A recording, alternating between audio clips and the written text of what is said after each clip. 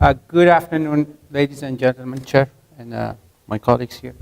So I will, on behalf of the Smart Exploration team, 27 of us, 27 partners, present you perhaps sensible results now we're getting from the project. And now it's been uptaken by quite a number of exploration companies, I must report already, some of these solutions coming out of our project. So Smart Exploration includes 27 partners, so you can see their geographical position, pretty much spread from northern to southern Europe, east-west.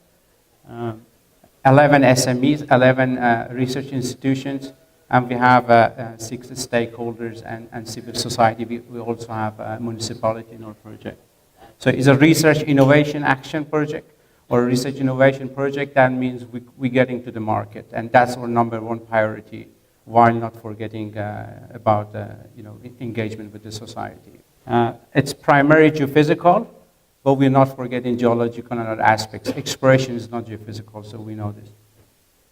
So we're looking at critical raw materials that are listed for Europe, but these are often associated minerals, not the primary. One of our sites, for example, in Finland, the target is primary.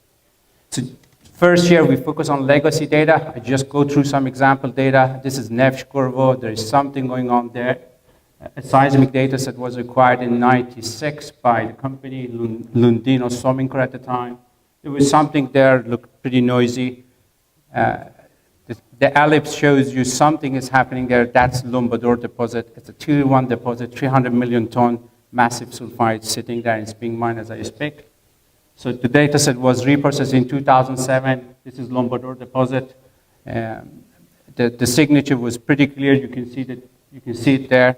And we got access to this data set, and we reprocessed it through our own algorithm. And now you can see the quality of the data is way advanced. We not only see in Lombador, we see lots of structures above.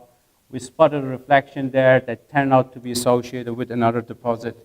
And we were pretty happy that we could demonstrate that legacy data has much more potential than it's been illustrated by others. So this little deposit there was seen in our data set, or reprocessed data set, which was never seen in earlier results.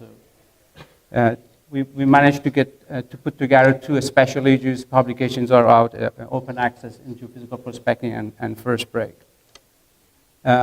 Overall, Smart Exploration has generated new data, has looked at existing data from all our sites, 6 exploration sites across Europe, and has 20 young professionals doing their MSc work, PhD work, and postdocs.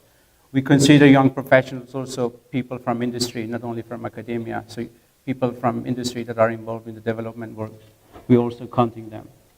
On the prototype side, I guess Europe was very much leader in lots of technical development. It's falling behind.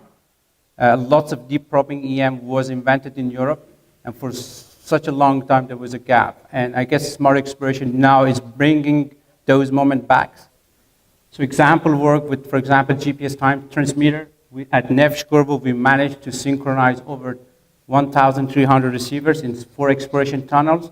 We use exploration tunnels not only for drilling, for example, in this case, seismics too. And as I will show you a bit later, for the first time, globally, we acquired simultaneous semi-3D in the underground, semi-3D on the surface to this scale, seismic data set that I'm not aware if it has been collected anywhere for the purpose of imaging and the depth continuation of the deposits. So just looking at the experiment, so the purple shape, these purple lines are exploration tunnels. Drilling is happening down dip to drill the deposits, but we instrument them with seismic sensors, for example, here. And we had these 2 surface lines, as you can see over there, 600-meter depth, with the GPS time system that was developed, with the eVibe as a seismic source, hands-to-hand, we managed to simultaneously record the data. And this way, you can actually do like a half MRI scanning. You can image detailed structures. You can see the depth continuation of the deposit. You can see what's happening above the tunnel, below the tunnel, et cetera, et cetera. And you could do quite a bit academically, too. So this is a picture from the experiment, real experiment, being in a real mine.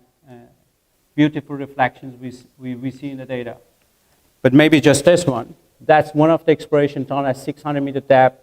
You see beautiful reflections below. We see some others too there. And if you carefully project that with the known deposit, we've seen it beautifully imaged in only one of the line here.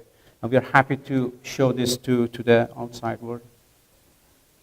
So with that, I just wanted to give you a clue what's happening in our project. So, and come by to our booth and AU booth, we show you more.